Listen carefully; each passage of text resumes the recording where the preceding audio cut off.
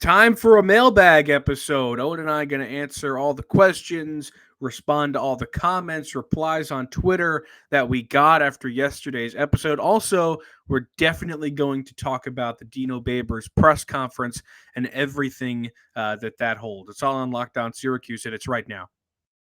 Are Locked On Syracuse, your daily podcast on the Syracuse Orange, part of the Locked On Podcast Network. Your team every day.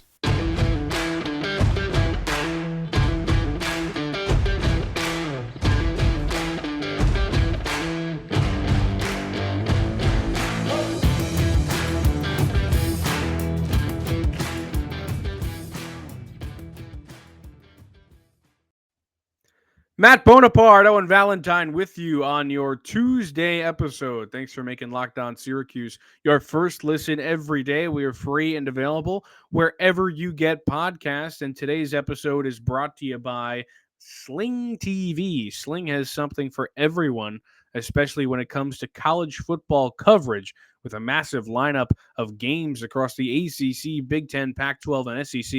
You can watch every single game you want on Sling. Check out Sling TV now to see the massive lineup of games they have all season long. Sling, the TV you love for a price you'll love. Try it today. Okay, there's a lot to get to today, so let's just jump right into it. Thank you for everybody who sent, or thank you to everybody who sent us a question, whether it was in the email or if it was on Twitter or just in the YouTube comments. We're going to get to as much as we possibly can today, but we're definitely not going to get to everything. I'm going to start on the email with Caleb Davies. Shout out current. He's not a current SU student. He just graduated with me, actually. Shout out Caleb Davies. Caleb says Wagner won its first game since 2018 this past weekend. Shout out Wagner. They beat Long Island University. And he said, also, can you guys react to the Dino Babers press conference from Monday? I saw he commented on Tucker's lack of touches and also commented on the roughing the passer penalties. Yeah, we are definitely going to react to that. So let's get right into it. If you didn't see Dino's press conference, I think it's very important that you do, because I don't know, maybe he's a listener of Locked On Syracuse. If so, hi, Dino. If not, that's more likely. Because Owen ripped him. We talked about it, about how he doesn't talk in press conferences. He doesn't give, answers. He's like, oh, that's internal. I don't talk about this. I don't talk about that. He censors a lot of what he says, but that was not the case in this week's press conference for the Notre Dame game. He gave a lot, and I clipped about 45 seconds of it that we will play, but he talked about Sean Tucker. He talked about the 25 seconds that he let drain off the clock at the end of the game, and he talked about the roughing the passer penalties. Let's give it a listen real quick. I'm going to start with the 25 seconds, okay? There was a mistake on our part.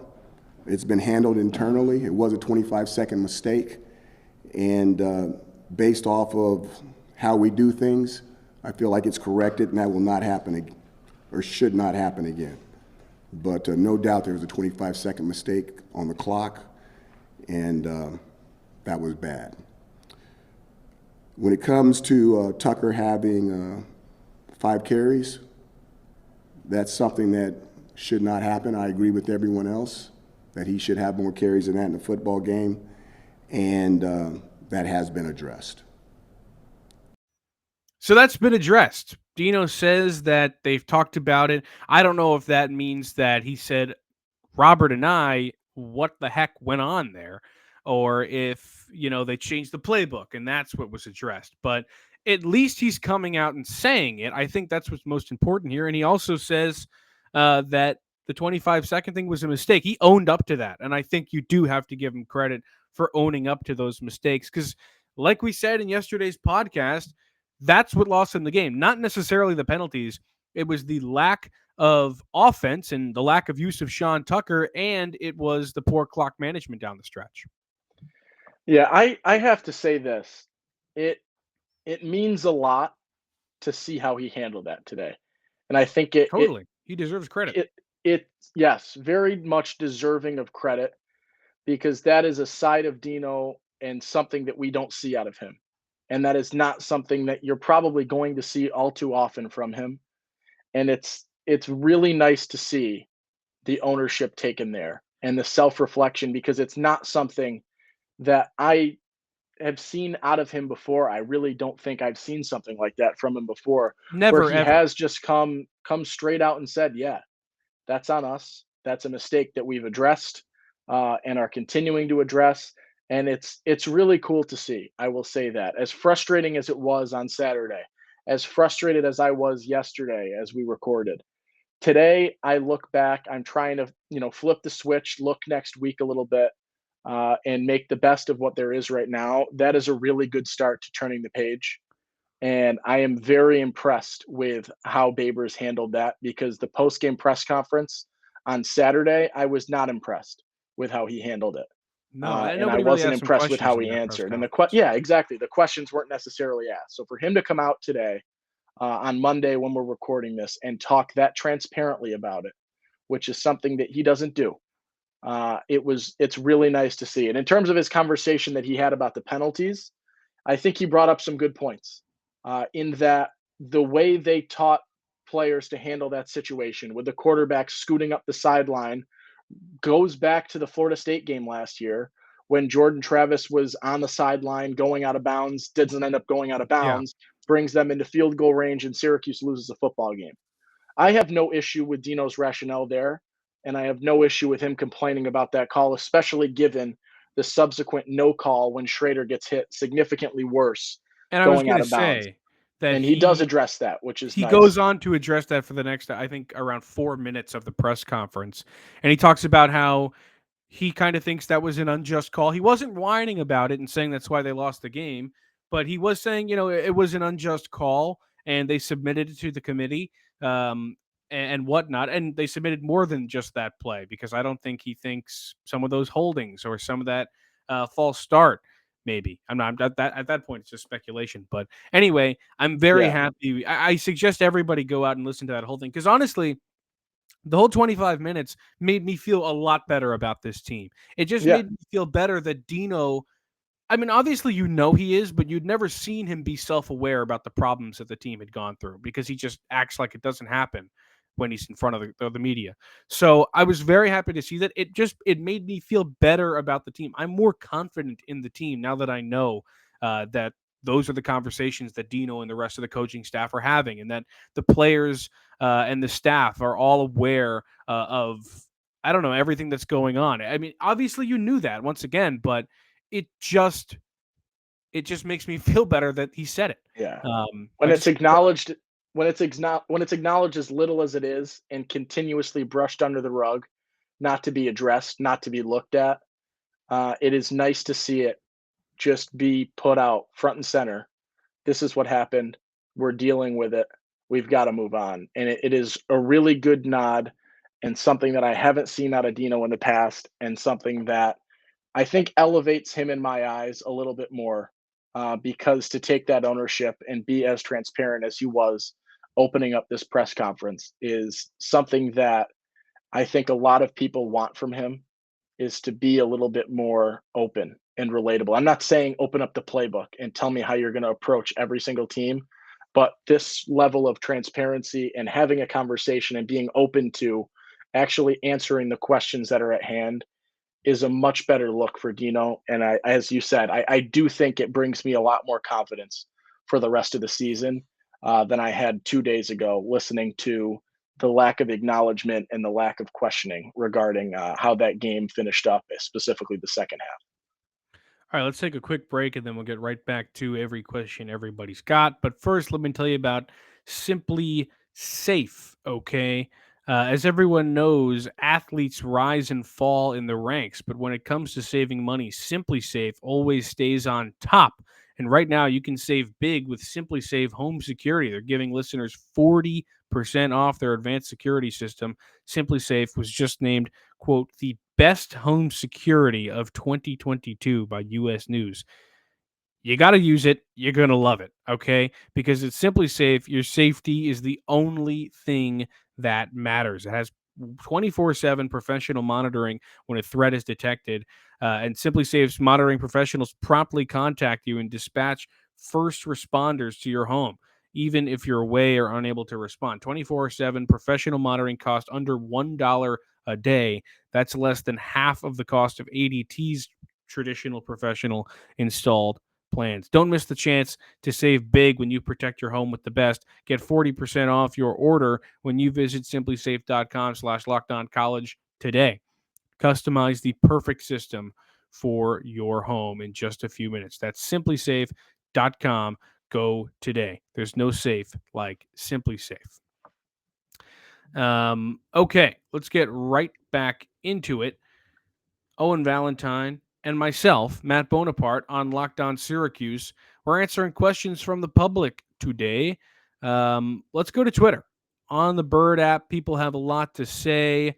At Carpe Beach says, is Notre Dame now a bigger game given expectations to win and coming off such a tough loss? Also, my heart still hurts from the loss. My heart did hurt after Yeah, that day. As you can see right there, I'm a Yankees fan as well, so that day stunk. it was Um, deflating. yeah, totally. But is the Notre Dame now a bigger game? I don't think so. I think Clemson, it was the biggest game on the schedule, and that's not going to change. I mean, unless they go to the Orange Bowl, in which case that will be the biggest game on the schedule. But yeah, I mean, Notre Dame's a big game, and I don't think anybody's really taking it lightly. Dino talked about the Notre Dame game in his press conference as well, talking about how he had a chance to play them when he was coaching at Purdue, when he was the offensive coordinator for Texas A&M. And he had a lot of chances then, and he spoke really highly of their roster and whatnot. Obviously, Notre Dame's having a little bit of a down year; they can't seem to find their footing, but still a big game. Yeah, I don't think this is by any means a bigger game than Clemson now. But if your question is asking if this now brings a greater, I guess, emphasis on the Notre Dame game, I would say yes. I think the Notre Dame game means more now with a Clemson loss because to see you come out and bounce back against a Notre Dame team that even though is having a down year is still star-studded and riddled with talent and a team that can beat anyone on any day. So I think in my eyes, this game against Notre Dame means more than it did when I was looking at it a week ago before this Clemson game. And I think that might be a little bit more to what you were getting at with the question. So I would say yes, personally. I think there's more on the line with this Notre Dame game now because it means you can come back and bounce back and still make the most out of this last 5 game stretch to close out the season. You're not going to roll over. You're not going to sort of sulk in the disappointment of last week. You're going to come out. You're going to play a good game. You have the chance to play Notre Dame at home for the first time in what, 2 decades? It's been a while since you've played Notre Dame in the Dome, and it's a really good opportunity. So I would say I've got a little bit more of an elevated approach to this game, given the loss, because of how much it means for Syracuse's attitude and mentality for the rest of the season. Yeah, I mean, it's definitely a big game. Playing Notre Dame coming into the year, I think some people thought, and I think maybe I thought too, that the Notre Dame game was going to be more difficult than the Clemson game. Obviously, those roles weren't exactly the way we thought they'd be after Notre Dame just came out the gates, unlike any Notre Dame team we've seen in a while, just being terrible. But I don't think I can call it a bigger game. Although at this point in the season, every game is pretty huge because I think a lot of Syracuse fans know now that the team is really good. So expectations, like the commenter said, is really their expectations are incredibly high now because everybody knows that they could have beaten Clemson and probably should have beaten Clemson. Um, and you know, you Let me want to win self every game. let me self correct. They played in the Dome in 2016, Okay. but it was a while since they had played before that. So they've played once since 2003 in the Dome. They don't play in the Dome often, so they have a chance to play against Notre Dame in the Dome, regardless of my inflated stat that I will take ownership of, is still a big deal and still something that is incredibly exciting and a chance for Syracuse to bounce back. Here's another question. This one from I Miss Marek Dolezaj. So do we. Yeah, Um, if you're the athletic director, if you're John Wildhack, Owen, and Bones, that's me. Do you resign Baber or resign Babers for another extension or offer the head coach job to either Tony White or Robert Anae? I think when Dino's contract is over, barring something mentally different, for me, his contract is over. See, At this point, the problem is if he puts up another season like this, you can't fire him. You can't not correct. re-sign him. I would say this, and I've said this this season multiple times. I think he finishes out his contract at Syracuse. I really do. Of Whether course they he does. re-sign We've or had that extend, conversation. There's no he finishes way they out the cut ties contract with at him. Syracuse. Yeah. What they do next solely depends on the next couple of years. I don't think 6-1 at this point, although bought him time and bought him a lot of insurance, means I want to re-sign him. But I do think it helps a little bit. I need to see some mentality changes, some coaching changes, and some recruiting changes is the big thing. We talk about it with Yeah. Max Chadwick on the podcast with Penn State, and James Franklin is a massive recruiter. He's not a great in-game coach, but he brings in recruits, and that is what makes him a successful head coach. Dino Babers is not a great in-game coach. We've seen it time and time again. He needs to step it up on the recruiting trails to make it okay. If he does that in the next couple of years, and Syracuse is, bowl eligible 2 out of the next 3 seasons, then maybe you resign. But at this point, I still need to see more. And at this point, maybe I would prefer a coordinator to make that jump to the head coach spot. But that is down the line. I need a lot more info before I can make that decision. And I do genuinely believe, and I think we're on the same page here based on the way you've reacted, that we are going to see the remainder of Dino's contract play out before we have to make Yeah. that decision. 100%. Dino will be here for, I don't know, what is it, like 3 more years? When did they sign a 6-year extension? In 2018? I think it's 6 more So years.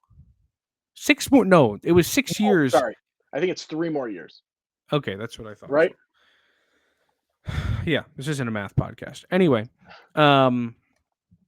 Dino, if Dino has another year like he did this year, and you're right, Owen, like if the recruiting doesn't get better, that's one thing. But after a season like this, where 2018 was one thing, and maybe I'm just not remembering it as well as I obviously it was.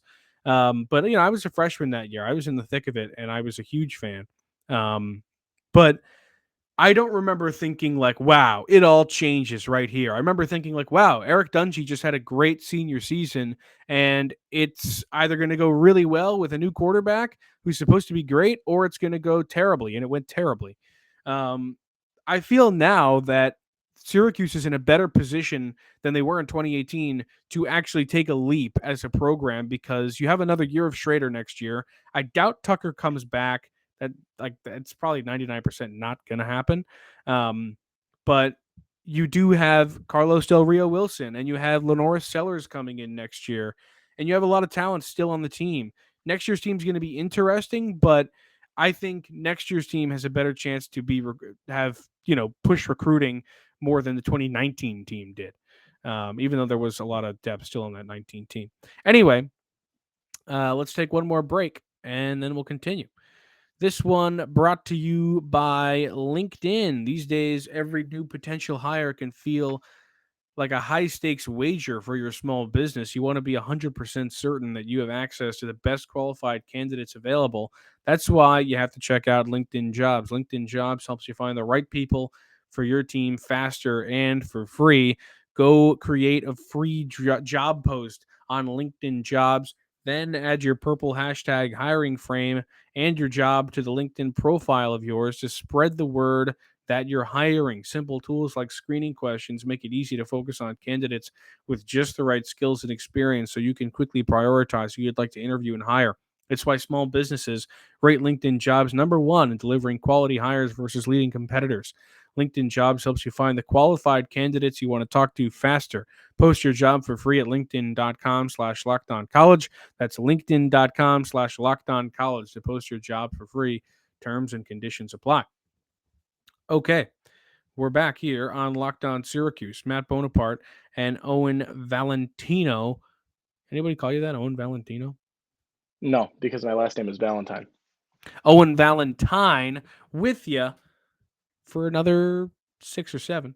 All right, let's try to answer a couple questions here to finish things out. Somebody's got a question about dome seating. What are your thoughts on the dome seating changing next season, particularly for football? What's the new capacity going to be like? Are they going to be able to still break those attendance records for basketball? I'm not in the Dome as much as you are, probably, but having been in there while I was a student a decent amount of times, I didn't really like the bleachers, but they did make it loud. Yeah, I don't know enough about the seating changes to speak on this all too well. I I do just know that they're know putting that it's chairs in with backs. yeah, it's incredibly important to the university to be able to continue to break attendance records But they're going to in terms lose of capacity. basketball.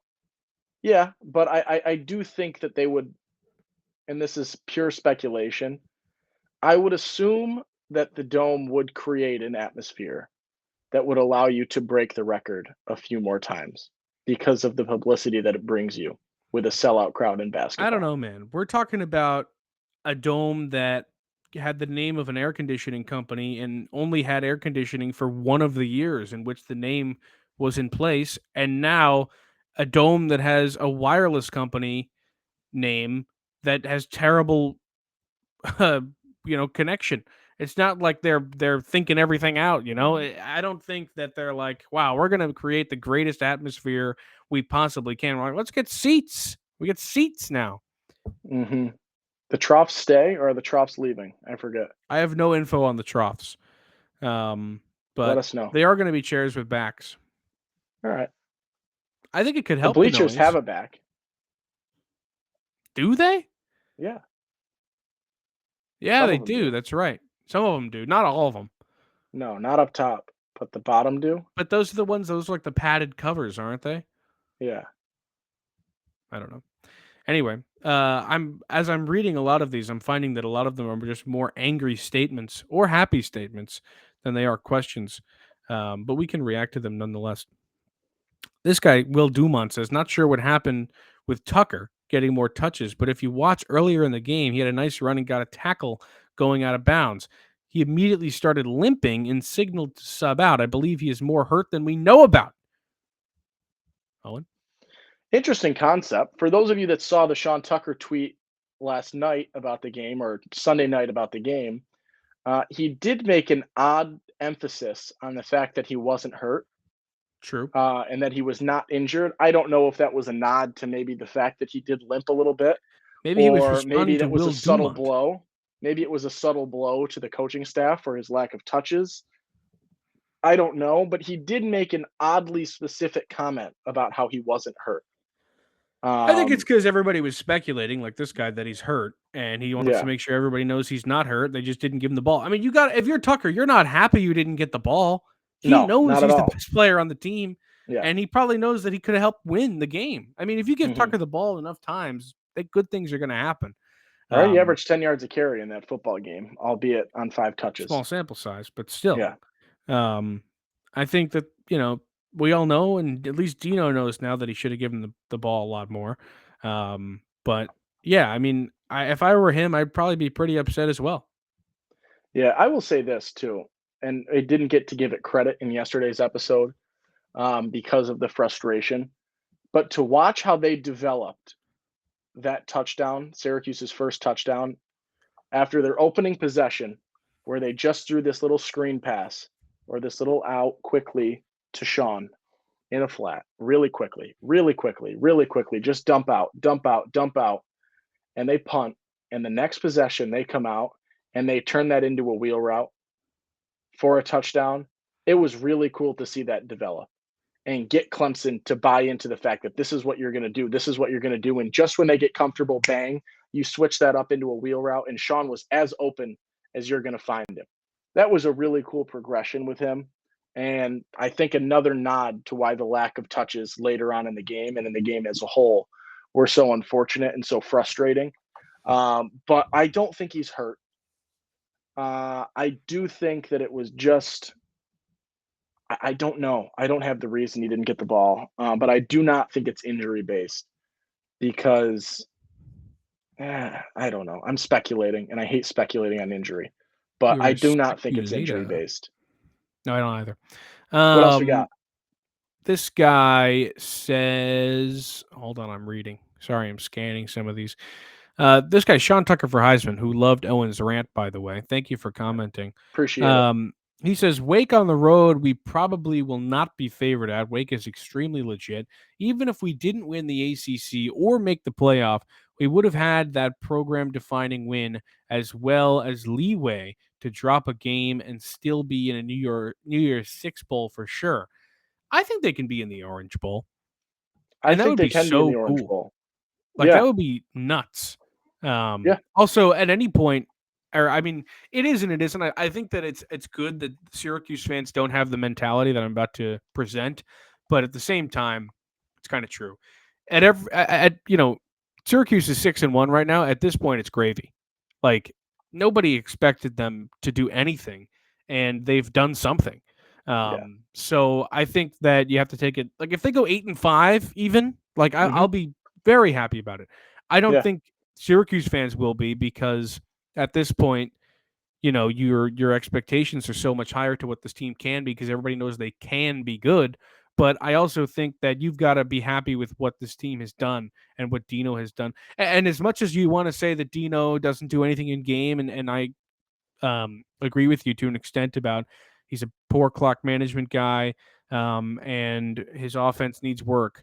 But I think that you don't play this well and you don't get to this point in the season without having a good culture or without having the team really believe in what you're trying to do.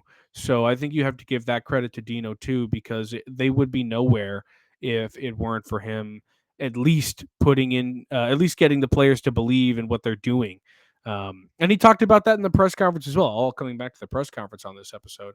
full But he talked circle. about how they do a good, the bad, and the ugly segment in film where the entire team watches whatever was ugly and whatever was good and whatever was bad. Obviously, making a Clint Eastwood reference there.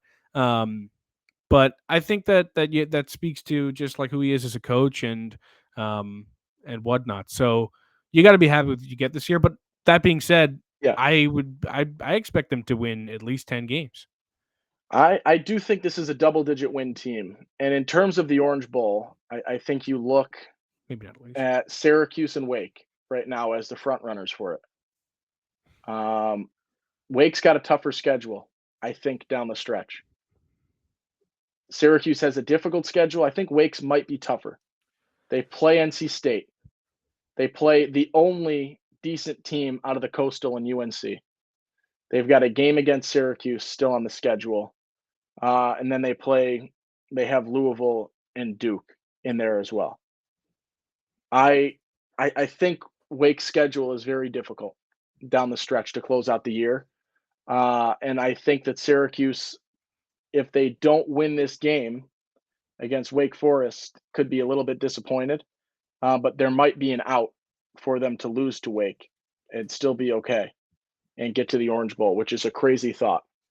But this is a team that needs to come out and win. It starts with Notre Dame, and it continues. You got to get back into the one game at a time mentality to give you the nod. Babers very likable in terms of person, and I think that helps with culture in those conversations that you have and building a group around you. When you're a likable person, it's easier to create culture. And when all is said and done, he is a very likable person. Does he frustrate me with coaching decisions? Yes. Sure. Does he frustrate me consistently? Yes. Is it ever a question of him and his likability? Not in my eyes. So that is why there is culture there. I would love to see the culture grow, the culture to continue to expand. But for now, it's going to be one game at a time. It starts with Notre Dame. That game is gigantic because if you drop another game to Notre Dame, the outlook on the season really changes. You got to go into the dome on Saturday, win a football game, and go back into this 1 week at a time mentality. And as we said on Twitter, you shoot for 11-1. And if you drop a game, you shoot for 10-2. But you Yep. need to be one game at a time because there is still a ton of things that you can accomplish in this season that were not fathomable a mere 8 weeks ago when we walked into the start of this. That's all the time we have on Locked On Syracuse today. Thanks for making it your first listen. For your next listen, go check out Locked On Sports Today, the biggest stories of the day, plus instant reactions, big game recaps, and the take of the day. Available on the Odyssey app, YouTube, and wherever you get your podcast. I'm Matt Bonaparte. He is Owen Valentine. We will see you tomorrow.